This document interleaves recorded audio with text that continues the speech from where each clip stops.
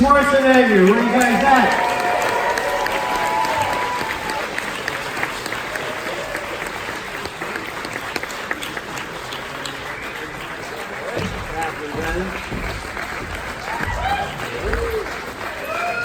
Hey, I'm Patrick. I'm the right place sexy area. My name is Patrick. I know kids like Patrick. Patrick Israel. Hey, the first thing I want to say, well, I have so many first things I'm going to say already, but I do have a bag full of these cool t-shirts. So everybody who asks a question gets a t-shirt. So I guess ask a question, right? Is the audience going to get a question? Ask a If you ask a question, and then come get a shirt. They're in the okay. But if you ask me what camera we shot the movie on, you have to give me your shirt. So this is quite an achievement. It's one point a psychological family drama. At the other point, an awesome Hellraiser body horror madness of dreams. Yeah. That stemmed as it came from a novel, right? It came from a novel. I think Brian, you were here. Yeah. So Brian really wrote the novel, and then we wrote the script together. I would say that the novel is less cosmic horror. No cosmic horror. And the novel is all from Daniel's point of view, which. Are you wearing my shoes from the movie? Yes! So these shoes, so he's walking through the water, and then they were like gonna throw them out. And I was like, no, I'm gonna clean the salt out of the shoes. That's impressive. Like everything I wear just comes from you and your thing. Wait, so we were talking about cosmic horror. Yeah, so I think that was one of the big ideas we had for the movie was, can we tell a story that starts with like an intimate drama about depression, about alienation, something we can all experience, and then move it all the way towards cosmic horror in a way that would feel sort of seamless. Because when you are miserable, personally, you feel miserable on a cosmic scale. And so that was one, it was like, how big can we make the feelings? And it really worked, especially with the duel with Mary's character, who's more of a straight up way of showing mental illness, and then you go a deep dive into the chamber of horror. Where did that derive from? And the production design with that, and also there's a monster in this movie, which is fantastic to do a serious film where there's a creature. Yeah. Can you talk about building that whole chamber and the monster? Yeah. So first of all, is Martin still here? Creature designer Martin, did you leave? You were here. You were so excited to see the movie. He snuck out. He's been working on creatures and shit all the way since Event Horizon. He was a creature gore designer on Event Horizon. Like the whole that they shot for a week, all that stuff when they're in hell. Like he did all that. He was like, man, it was crazy.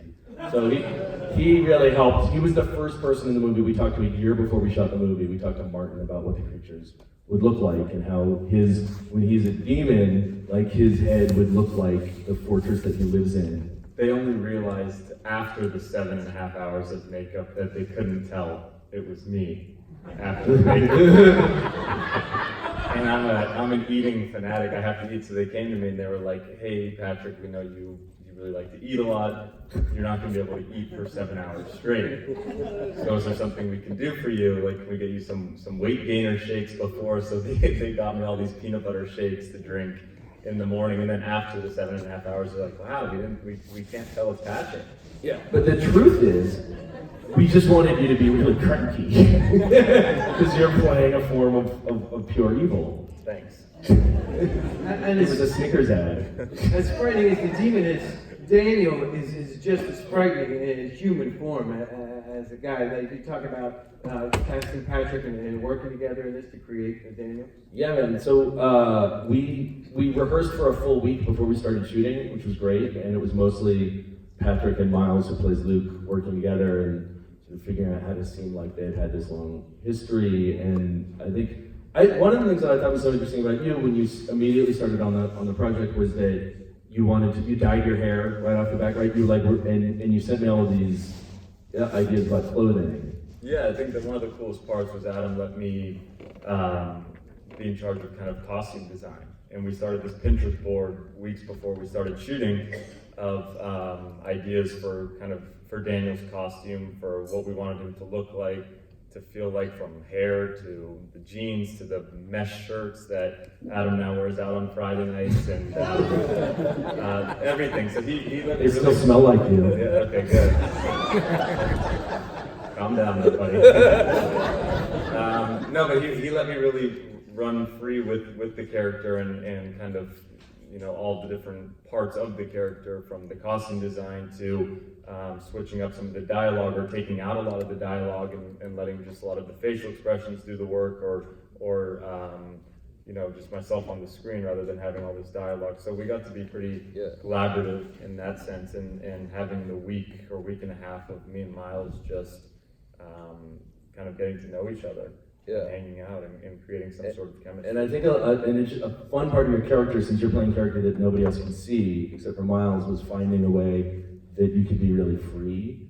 And you know, so you know, all of that's like when he's like goo goo goo goo, like that was you, because I think as you started to understand the character, you like really felt like a freedom. Yeah, there was definitely fun parts that the producers were probably yelling at Adam, but he would just say roll the cameras and just let me go and do whatever I wanted. Just kind of walking around and doing There was the right dance stuff. scene that we we shot did an amazing that. dance sequence that didn't make it in the movie just out of pacing. But like, We it was the finished first day, right? We were like, okay, and dance. And you were like, what do you mean? Dance!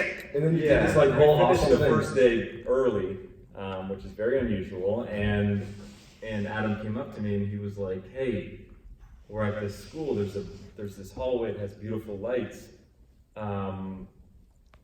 dance for me. And I said, what do you mean? And he goes, I'm gonna put the camera right here and go over there and just dance for me. And it didn't end up going into the movie, but it was, there's I think it showed you how free you could be in the character. Right. It was really, you know, that was the value of that. And we'll put it or on. he just wanted to watch me dance. I I'm did. not quite And sure, you can but- all watch, we will definitely put that as a deleted scene on the Blu-ray. There's no, the Samuel Goldwyn guys, we're gonna do that, right? Confirm, Brian? So with the week of rehearsals, did you and Miles build off each other's characters? Did you guys do a deep dive with each other, or how did that work out? Yeah, we did a lot of different improv scenes during the rehearsals. Went through the script a bunch of different times. And some of it was about like making sure you knew what happened in the scenes when you were kids, so that you could reference that. You know, Yeah, so yeah, like yeah. when you're sort of sword fighting and things like that, that you know you're referencing things that really happened in the parachute, all that stuff. Man, I gotta tell you, it is so great to see a sword fight in a film.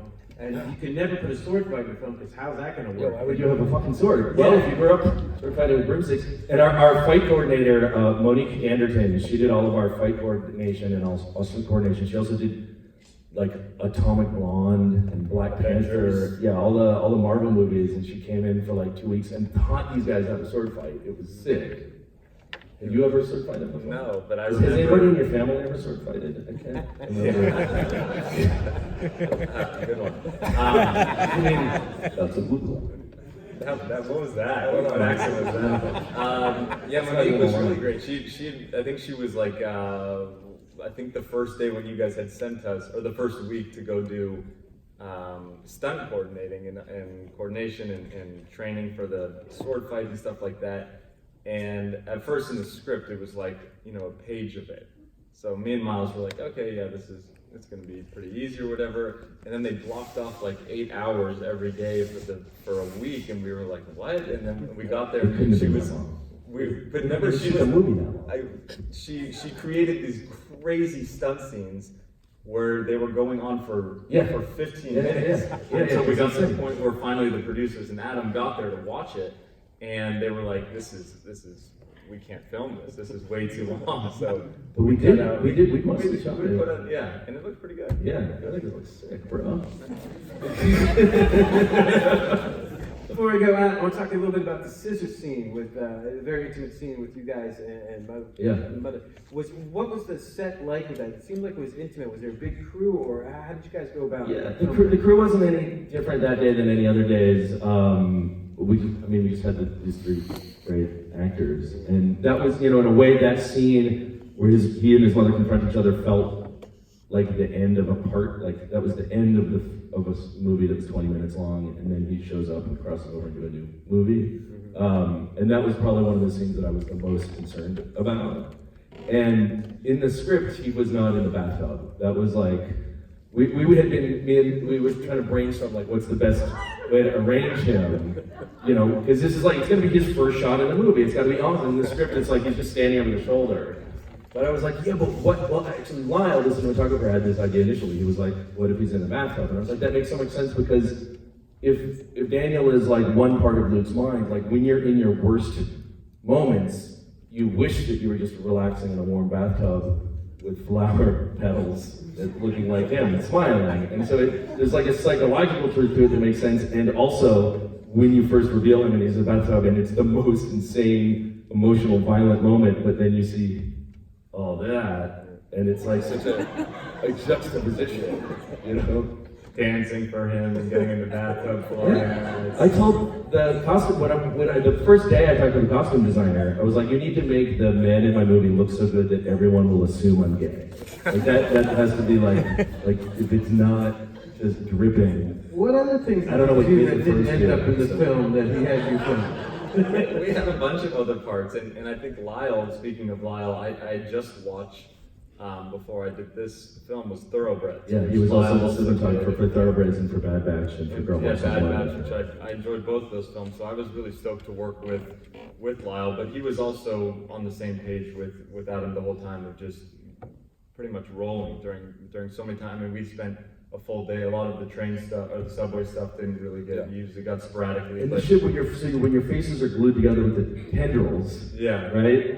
Like we probably have like 15 straight. It's 3 seconds in the movie, and it's like 15 straight minutes because you guys were so amazing when you had like your faces were glued together and you were circling. You were making that was another fun part. noises. They really glue your face together. I mean, we had all these makeup with tentacles on, and it had magnets and glue. So we were after, we would do a take, and then be like, all right, cut, and then redesigning the set or everything, and me and Miles would just be like this, and they'd be like, okay, you guys can go over to the green room or to waiting, and we would have to walk together like this. It was a movie about intimacy. Yeah, it was great. But Lyle was really cool to work with, and he's a Buddhist, which is actually why I hired him. Like I interviewed like 20 cinematographers, and when it's like everybody is awesome at the craft.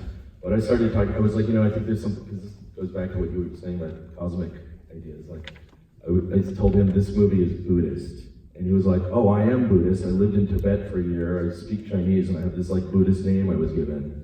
And I was like, okay, you're hired. I'm sure it'll be in focus, but now we really have something to talk about. All right, guys, let's do it. Right there. So, this film deals with a lot of very serious issues, like sort of this alienation, this mental illness, but it's also a genre film that has a lot of very dark comedy elements in it. How did you sort of approach these very disparate parts and sort of find a balance between dealing with those issues and having these sort of more almost like pulpier and darker comedic elements to the film? Talking about balancing between the serious mental illness and the pulpy horror comedic elements, how did you balance that? That's a great question, by the way. I think first, you'll be able to talk. Hey, grab your shirt. Fucking awesome. Yeah, they are. Adam can talk more about how he blended like you said, the dark comedy and stuff. But one of the reasons, size? yeah, you just grab the first one. Take your time, man. Take your time. They're watching this guy.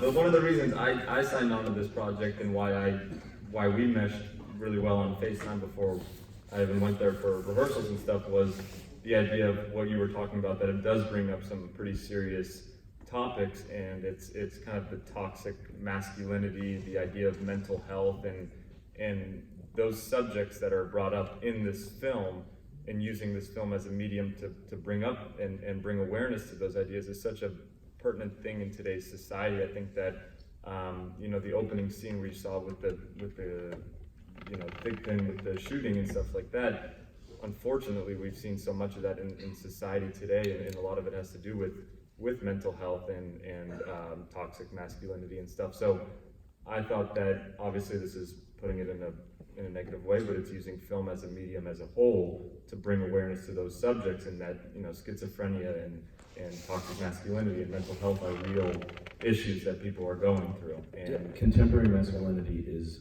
a mental health issue. Yeah, and you can talk about the comedic side. The comedic stuff is because I think the goal is to get performances that feel real and organic and spontaneous, and that brings humor, right? I think in the script, Brian, wouldn't you agree the script felt bleaker in parts than the movie? I mean, right? Like, there was funny stuff in the text, but I think you guys, like the interaction of two young men being wacky makes it funny because they're being truthful. Like, I don't think we were going for jokes, but I mean, everybody laughs when they cut to the wide shot in the exam, and there's somebody coughs, because coughing is hilarious, and Daniel's not there. I guess there's just a rhythm of that. The idea of the imaginary friend is funny. Does that answer your question? It's like, it's funny because we were trying to be truthful, and life is funny. Oh, and as far as demons, like, that's just how I feel. Like, I feel like I have to represent, like, here's a movie about how I feel. Okay, horrific demon with, like, brain-piercing sounds. Okay, that's an accurate representation. And that's what I hope with genre, that you're communicating to other people who also, the way they feel is reflected, in that kind of extreme imagery. Yeah, thank you. We're going right there. So, kind of going off of that, I would be really interested if you could talk about the way that power and sexuality is portrayed. Yeah. But like, there's a lot of homoeroticism. There's a lot of stuff going on with that, and it'd be really consensual. Yeah. Stuff going on. There's a lot. Yeah. Well, I think the question was talk about power and sexuality in the movie. So, one of the things that was a crucial idea was to have 2 sex scenes in the movie. I think, so I love David Cronenberg. I try not to rip him off too much, which is screamed. But one of the things that I directly ripped off was that in History of Violence, there's 2 sex scenes, and they show the arc of the characters. And I thought that to have sex scenes that are part of the story, not just some slam on the brakes and now people are having sex and it's cheesy, and then you go back to the movie. It was like, how can we develop the characters through sex? And if one of the characters is asking for consent and having this loving interaction, and the other character is just gross about it, and there's consent is portrayed with Hannah's character, but the real rape is happening in Luke's mind. His body is moving in a way he doesn't want it to. And so this is, that's the two polarities of these characters in the way they relate to sex, and those 2 polarities are within, in a way, all of us, but specifically within these characters. And I think also the idea of setting the movie in a way where Luke comes from it's crumbling, but it's still this very visually privileged background, this beautiful Brooklyn Heights apartment and all that, even if it's in turmoil, that makes him an attractive character for Daniel.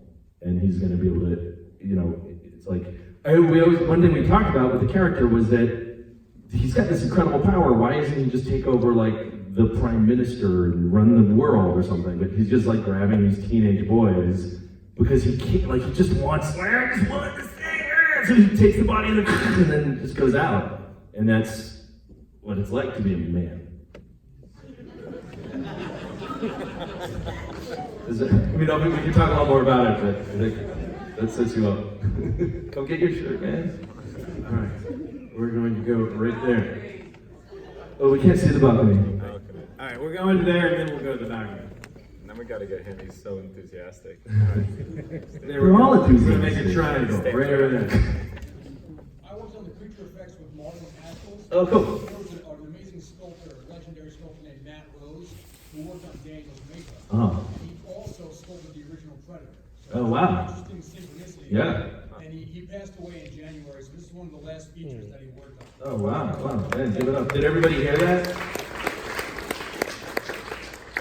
Y'all hear that? The sculptor, one of the artists who worked on the mask in there was also one of the sculptors who worked on Predator. And he passed away a year ago, so the last thing he worked on. Say his name again? What's his name? Matt Rose. Matt Rose. Rest in peace, Matt Rose. Amazing work. I have a mech head in my house of the Daniel mask. It's the coolest fucking thing. It makes me feel like I'm Guillermo del Toro to have that. All right, we said balcony right there. Who's in the balcony? Yeah, middle balcony. Did I just hear? I heard you giggling. I know who that is. Okay, my question is, I see so much real stuff in this, despite how horror it is and how surreal it can get. Like, so much of what you experience is so real. And I see like Jungian psychology and then Buddhism, as you mentioned. I want to ask, is there somewhere in your personal experience that this comes from, that all this reality is spilling out? I mean, it's a lot of different experiences.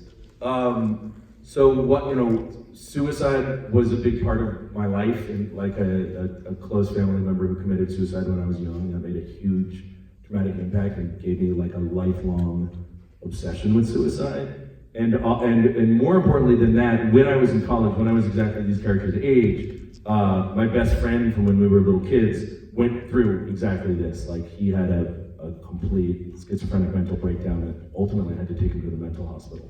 And the thing that I noticed looking back on that was that when you're like 19 years old, you're in college, and like you and everyone around you are all trying to be so interesting and forge an identity, and you're all dressing like an asshole. I have not outgrown that. And you're all, trying on different forms of identity. When one of you is having like real serious mental trouble, it's not recognized. We're not training in people to be able to recognize that. They don't know how to talk to adults about it, and adults often don't recognize it. And you can get caught when somebody's having a manic episode. You will suddenly find yourself at 4 a.m. running through the Lower East Side, lighting money on fire, wearing clown makeup because they are, and you're like, I guess this is just what we do now. And then suddenly you're like, but I'm exhausted, and they're like, I've got a whole week more of energy. Let's do it. And so it was very important to me to translate the very, very real experiences that I went through and that I witnessed into the way that the movie felt, which is why it needs to feel sort of manic and exciting and then also horrific. And I think when I read Brian's book, that wasn't the first thing. The first thing that attracted me to it was that it had kids fighting a dinosaur, and since that's definitely not in the movie, my interest evolved. And later I started to realize, this is really about an experience that I had. Cool. We said over here, right there. Speaking of, like how you get into the character's head, I thought it was really interesting how in that scene where that pile of books fall and where the wild things are shows up. I was wondering if there were any other inspirations, or any other works of fiction that kind of helped you make the movie. He's asking about where the wild things are book. What other inspirations be the books or movies that helped inspire your makers? I don't think there was everything that inspired the movie for me aesthetically really came from movies, and like I became very obsessive about like a couple very specific movies that like really moved me. One of which, and it's not something that's very visually referenced, but one of which is Pink Floyd The Wall, which is a movie that like I saw that when I was a kid, really young, and it made me feel upset for 3 months straight, unbroken, like just miserable. And so I was like, well, when I grow up, I want to inflict that feeling on other people through the medium of film. And then there were a couple other, like I watched William Friedkin's The Exorcist over and over again, and I would invite you to notice how many shots we ripped off. Some are obvious and some are really not obvious. And also Ingmar Bergman's Persona, which is an incredible movie about the relationship between two people and how madness becomes contagious. We also ripped off multiple shots from that movie, but we ripped them off and then made them our own, like you do.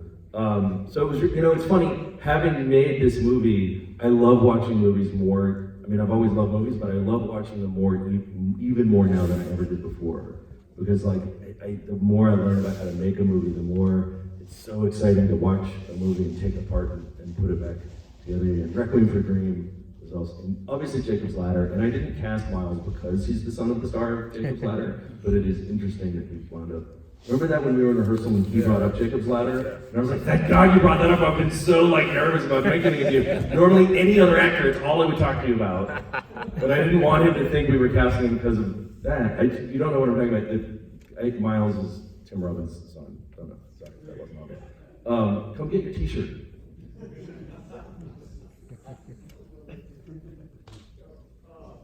the scene when the two characters are combined, is that the different side of the thing? mean, what's not influenced by the thing? I don't know, it was influenced by the idea that Daniel had to present in a way that was very physical and not phasey, wheezy, woozy, friendly ghost. And that if he's part of Luke's mind, then he's part of Luke's brain, therefore he's part of his nervous system. And so we would need to visualize him in a way that, you know, when schizophrenics talk about how they feel, it's always like, there's something very physical about it. Their nerves are expanding, wrapping around telephone poles. And, you know, we needed Daniel to be like that. All right, right over there. First off, I want to say I've been anticipating this movie for a very long time, and it did not disappoint. It's thank you. fucking awesome. Thank you. No problem. I wanted to say I follow you on Twitter, and you post a lot about kind of your pre-production, and you post a lot of the mood boards, lookbooks, and stuff. I just want to ask, like, for me as a filmmaker, I love seeing stuff like this that morphs that the social like anxieties of the world with really genre, you know, aspects, horror, drama, whatever. I just want to ask, like, how when you're making a movie, especially something like this disturbing, this crazy, like how do you get it off the ground? How do you like make it work? How do you? You mean aesthetically, or like? I mean, for one thing, it took us 8 years to make this movie.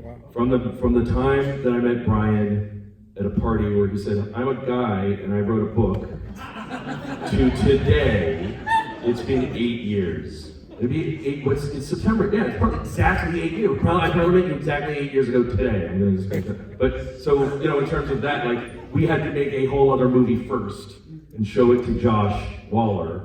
So that he said, "Oh, maybe you guys can make a movie." So that we could just begin the process of making this. Because then he said, "Talk to Dan," and so then I gave the script to Dan, and Dan said, "This is pretty cool."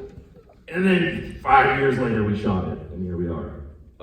So that's answers nothing of what you're asking, except that if you are trying to make a movie now and you're in the middle of that timeline, that timeline feels like fucking hell. And I went through periods of time where I was like, "Oh, I definitely have cancer today. And I'm gonna die, and I'm gonna not leave behind anything that will clearly represent who I was as a person when I walked the earth," and that depresses me. And I finally got this movie made, and I don't feel like that. Like, if I got hit by a bus tomorrow, I feel like at least I left this behind, right? Is that what you were asking? It's very brilliant Viking of you to say something like that. He's my favorite. Balls to the walls. Yeah. Awesome movie, man. Thank you. Now inspiring. Awesome, thank you. Yeah, get a shirt, dude. You can take that hand sanitizer if you want to. I don't know what. Let's go over there. Right there, your hands. You're waving two hands. You're doing a big hand.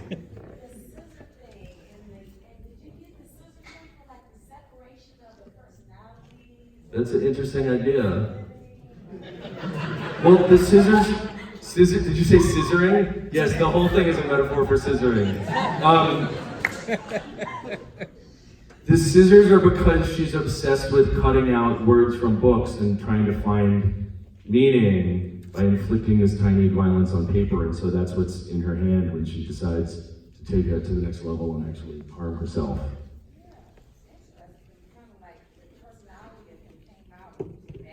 Yeah. Yeah, I mean, that's a brilliant fucking analysis. I'll take credit for that. Right there. Come get your shirt. Having only read Buddhism for Busy People, can you walk me through the Buddhist perspective of this film? Let's go walk through the Buddhist perspective. Okay, so let me explain Buddhism.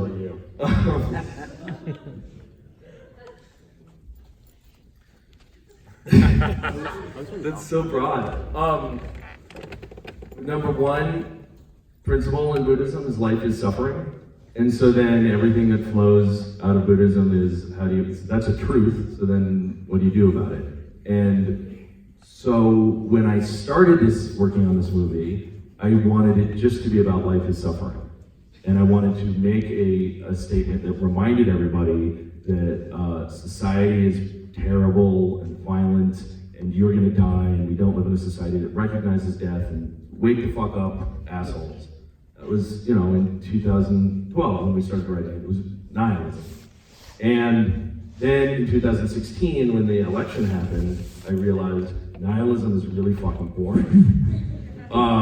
Everybody's now in that. You can't read a BuzzFeed article about top 10 microwave dinners without it starting with like, the world is on fire and everybody, you know, we're all gonna die anyway, so here's the top 10, you know, so I like turkey. It's like, I mean, if that's the mainstream discourse now, you don't need to do the kind of art that was so cool for me in the 80s where it's like, death, death. So then, okay, but I wrote this and we just got greenlit, so now what? And that was when, and so then I just sort of took it from all life is suffering into transcendental empathy, which is my interpretation of Buddhism. And that's why there's a little bit where these guys are talking about empathy and Luke understands it and Daniel doesn't. And to begin in the abyss and end in the abyss suggests a cyclical world where the only way that you can escape the sort of orange and purple corridors of nihilism is through like the transcendent empathy of flying through the air. Right there. We're going up there next, right there.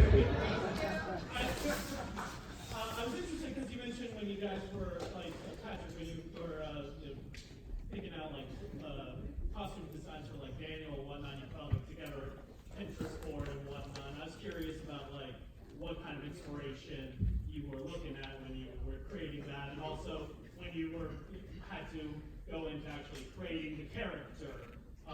Like, did you have any inspiration for how Daniel acted and whatnot, or was it just kind of an organic thing? No, I think it's quite obvious. There's one very specific reference of a movie that we got a lot of the wardrobe inspo from, which was come on. What, that dog's dirty? Fight Club. We were, yeah, but I think Fight Club, we were like looking at Fight, obviously, I watched Fight Club 17 times in the Fight 3 Club months had a before lot to do shooting this with movie. We didn't want to go with, there were a lot of things at first that we were looking at that were too similar, but we used inspo. It was an exciting Yeah. inspiration. But also American Psycho. You were very into Patrick Bateman. Yeah, I was very into, exactly, American Psycho, Fight Club. It was cool. Our costume designer Begonia designed a lot of the clothes. Yeah, she she found the, like, you know, those sparkly shirts, and she made those and fitted it. And we were developing costumes before we were cast, and we were like, who the fuck can wear this shit? And that's why it was such a beautiful thing when you found us. Thank you. Where else? The yellow jacket was actually a girl's jacket that I took. It was Cassie's jacket. She's a fictional character. Yes. So I would say, yeah, there was just, and then, I mean, Pinterest is amazing. We started with typing in different stuff and pulling up pictures, and then it came up with different references, and then we would give it to Pagonia, and she would kind of create costumes based on kind of the ideas that we wanted to go towards. And then the fun part was trying to get into like the character, and during rehearsals and stuff, I would wear the clothes and I would wear the glasses and stuff. And I remember one day I went with the mesh shirt and the leather jacket and the pants and the shoes, and I went, and with my hair slicked back, I dyed it the first day I got there, and I dyed my eyebrows, and I went to Starbucks, and I went and got my coffee, and I sat at Starbucks in all of those clothes just to see what it would feel like to go dressed and be in that kind of a character and see how people are looking at me, what are they, kind of people watching, but as Daniel. And it was just an amazing experience to just go to a Starbucks, and the lack of people that talked to me, the amount of people that looked at me and everything like that, it was a pretty interesting experience to do that from Daniel's perspective. But I think that the week of the rehearsals, we did everything in character, and again, for inspiration of the actual character, he let me play so much, so there would be takes that I would do one way, and then, actually the day that I got there, they had just done Mandy. They had finished Mandy with Nick Cage, and I remember Josh and you and stuff, they were raving about Nick Cage, and they were like, why we love Nick Cage so much is because every fucking take, he'll go 1,000, and he'll bring something different every time, and and they were like, we want you to go and do that. So if you can just go and play different types of takes each and every time, then that's what we want to do. So Adam would come up to me in rehearsals and during some of the scenes we would do, and he would say, okay, this one I just want you to do whatever you want. Then he would come in and taper it, or say, I want you to try totally different with this. And then other times he would say, look, we're gonna roll, go and make some fucking weird noises, or do whatever you want to do, pace around the room, look at, check on Cassie, look up and down on her, do your weird hoot noises, and where was the other one? The Love It was from, have you ever seen the show Dragon Tales? Yeah. So my brother, For some reason, my brother this Christopher was 1,000-year-old demon is a fan of Dragon Tales. Yeah, my brother watched Dragon Tales, and every morning before I would go to school, it was always when he would watch it, and for breakfast, I don't know if anyone's watched Dragon Tales, but the dragon would always say, "Love it," and that's what I would always do in the scenes, and you kept two of them. So Dragon Tales was an inspiration. Our number one cinematic inspiration. Yeah, and then Split. Split was also. It hadn't come out yet. No, it hadn't. Yeah. I haven't seen it. And a lot of the dancing stuff. Remember, I looked up some of his work, and yeah, there was a bunch of different stuff. But I think the thing that's super interesting is that your devotion to immediately changing your look that's a really interesting technique for actors. Like that, it doesn't have to start from like sort of meditating on who you are, blah, blah, blah. Like you can start by changing, because then you weren't Patrick anymore. It's like what you're saying by going to the Starbucks, and I thought that was really impressive because like for a living, you're sort of, this is my face and this is my look, Right. and so to come in and immediately be like, now I look different. I think that gave you the freedom to start to be a new person. Right. Did you get your T-shirt? Question asked? We got time for 2 more questions because we have 2 more shirts. Nice. Is anyone from the balcony? No? Right over there in the balcony. Yes, is that Kevin? Ask a fucking question. What do you want, man? Yeah, first off, But to get your T-shirt, you gotta have to jump. so I realize this movie's got a lot to do with imaginary friends. So my question Did you miss the beginning of the film? Don't laugh, man. I heard you laughing. You came in 60 seconds late. There were people who missed the shooting at the beginning of the movie. Fucking kidding me? Did you know, even if you watch that whole movie, you don't even know somebody got shot, though. I'm sorry, Kevin, go ahead. What? All right, I just want to know, who's sitting in that chair? So, that's a good question. I had an imaginary friend growing up named Mr. Nobody, who was sort of this egg-shaped character, and I have a very vivid memory of introducing him to my father when I was in preschool. And I remember watching Mr. Nobody eat lunch, and I said, Dad, that's Mr. Nobody. And I very visually remember Mr. Nobody, so he's here with us now. Anybody got a question for Mr. Nobody? Okay, so one last shirt, one last question right there. Kevin, come get your shirt quick. Somebody might have taken it already, man. I'm not fucking stylist. Get over here. The trope of the evil imaginary friend is recurring in horror. I really like how you guys tackled it. Why do you think people calling imaginary friends is even level and Mr. Nobody, do you consider that prejudice? Mr. Nobody. It's a question for Mr. Nobody. Yeah, what was actually the question? Does Mr. Nobody think, yes, he's offended, but he understands. I mean, you have to, imaginary friends are an expression of our superego or our id or whatever it is, and all of those things are broken until they can be fully integrated into society in a loving and empathetic way. Mr. Nobody understands that. All right, well, Can I make a closing? Go ahead. Sure. Yeah, Yeah, so make it. first of all, I first came to Beyond Fest in 2014 to see Goblin and to see that Starry Eyes before I'd even made a movie, and it was so fucking cool to be here. And it's amazing. It's just such an honor to be able to play our movie at the Egyptian. I have since in the press. What? Your movie was cool, yeah. Now we're friends. It's like a beautiful thing. In the past 6 months, I've been traveling all over the world showing the movie, and it's been like an incredible privilege. It's an incredible privilege to be here. But I'm using the word privilege in two ways, because one thing that I keep feeling as I go to festivals is that it's an overabundance of men who look like me making movies. And so I'm trying, as a director, I don't know how to solve that with a direct action. Right, so as a director, I don't know how to solve that with direct action. But I'm really interested in trying to get help from people understanding how to do it. No, I mean, right? We hired a lot of women on the movie, but they're not the directors, and I haven't seen their. Right, I'm dying to support women. That's what I'm saying. So this is something that's on my mind, and I agree with everything you're saying. Find me on Twitter, and make some more suggestions. I mean, not just you. I don't need to single out, but I hear you, and I agree with you.